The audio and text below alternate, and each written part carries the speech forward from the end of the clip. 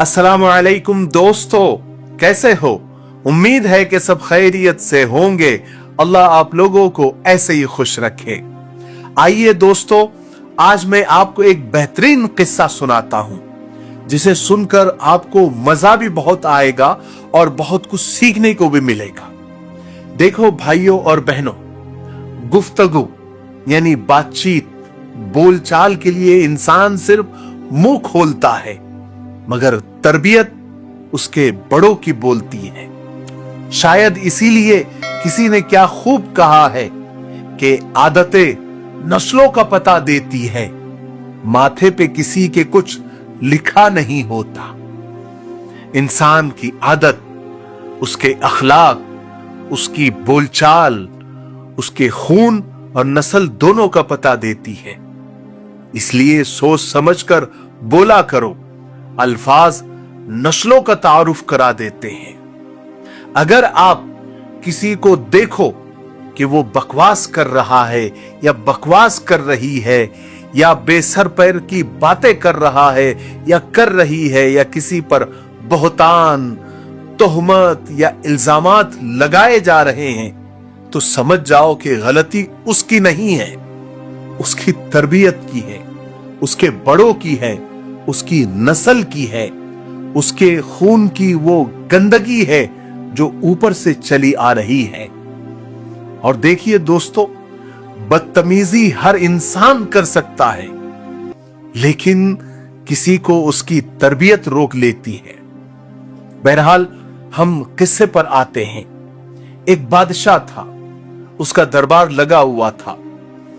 उसके दरबार में एक अजनबी आदमी नौकरी के लिए हाजिर हुआ। उससे जब काबिलियत पूछी गई, यानी क्या करते हो या क्या पढ़ाई लिखाई है, उसके बारे में जब पूछा गया तो उसने कहा कि मैं सियासी आदमी हूं। और उस जमाने में सियासी आदमी यानी लोगों के मसाइल हल करने वाले को कहा जाता था, यानी मामला फहम को सियासी कहा जाता था। और उस वक्त बादशाह के पास सियासतदानों की भरमार थी। तो उस अजनबी को बादशाह के खास घोड़ों के अस्तबल का इंचार्ज बना दिया गया, क्योंकि उस अस्तबल का इंचार्ज अभी हाल ही में मर गया था, फौत हो चुका था। बहरहाल उस अजनबी को घोड़ों के अस्तबल का इंचार्ज बना दिया गया। कुछ दिनों के बाद बादशाह ने उस अजनबी से अपने सबसे महंगे और अजीज घोड़े के बारे में पूछा, यानी मेरे उस घोड़े के बारे में तुम्हारा क्या ख्याल है? अब तुमको इतने दिन हो गए, तुम उसकी देखभाल कर रहे हो, तो उसके बारे में तुम्हारा क्या ख्याल है? तो उस अजनबी ने कहा कि आपका यह घोड़ा अच्छा तो है, मगर नस्ली नहीं है। बादशाह को बड़ा ताज्जुब हुआ। बादशाह ने जंगल से फौरन उस बंदे को बुलाया जिससे उसने घोड़ा खरीदा था। उसको बुलाकर पूछा तो उसने बताया कि घोड़ा तो नस्ली है, मुझे ऐसा लगता है, लेकिन उसकी पैदाइश पर उसकी मां मर गई थी और यह घोड़ा गाय का दूध पीकर उसके साथ पला बड़ा है। बादशाह को बड़ा ताज्जुब हुआ। बादशाह ने उस अजनबी को बुलाया और पूछा कि तुमको कैसे पता चला कि यह नस्ली नहीं है? तो उस अजनबी ने कहा कि जब आपका ये घोड़ा घास खाता है तो गायों की तरह सर नीचे करके खाता है, जबकि नस्ली जो घोड़ा होता है वो घास मुंह में लेकर सर को उठा लेता है। बादशाह उस अजनबी की फिरासत और उसके तजुर्बे और उसकी समझदारी से बहुत मुतासिर हुआ, इंप्रेस हुआ। और बादशाह ने खुश होकर उस अजनबी के घर अनाज, घी, भुने हुए दुम्बे और परिंदों का आला गोश्त बतौर इनाम भिजवाया और उस अजनबी का प्रमोशन भी कर दिया, यानी उसे अपने मलिका के महल में मलिका के खिदमत में लगा दिया। फिर कुछ दिन गुजर गए। कुछ दिन गुजरने के बाद बादशाह ने उस अजनबी से अपने बेगम के बारे में राय मांगी कि तुम इसके बारे में क्या कहते हो? तो उस अजनबी ने कहा कि मलिका के यानी आपके मलिका के तौर तरीके तो मलिका के जैसे हैं, लेकिन ये शहजादी नहीं है, यानी किसी बादशाह की बेटी नहीं है। अल्लाह अकबर। बादशाह के पैरों तले तो जमीन निकल गई। बादशाह ने फौरन अपनी सास को बुलाया और पूछा कि ये क्या मामला है, क्या मलिका शहजादी नहीं है?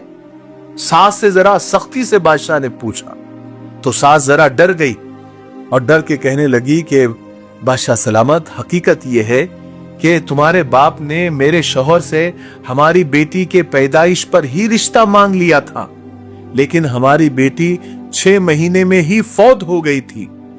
चुनांचे हमने तुम्हारे बादशाहत से करीबी ताल्लुकात कायम करने के लिए किसी की बच्ची को अपनी बेटी बना लिया था और ये वही है। बादशाह को तो बड़ी हैरानी हुई कि इतना बड़ा राज अभी खुला, वो भी उस अजनबी की वजह से। बादशाह ने उस अजनबी को बुलाया और उससे पूछा कि तुम्हें कैसे इल्म हुआ? तो उस अजनबी ने कहा कि मलिका का अपने खादिमों के साथ, यानी अपने नीचे काम करने वालों के साथ उसका जो सुलूक है, उसका जो रवैया है, वो जाहिलों से भी बदतर है, बद से बदतर है, जो शहजादियों का कभी नहीं होता। बादशाह फिर उस अजनबी की फिरासत, उसके तजुर्बे और उसकी समझदारी से बेहद मुतासिर हुआ और बहुत सारा अनाज, भेड़, बकरियां बतौर इनाम उसके घर भिजवा दी और साथ ही उसका प्रमोशन भी कर दिया। प्रमोशन ये किया कि अपने दरबार में, यानी अपनी खिदमत में और अपने खास खादिमों में उसको जगह दे दी। फिर कुछ दिन गुजरे।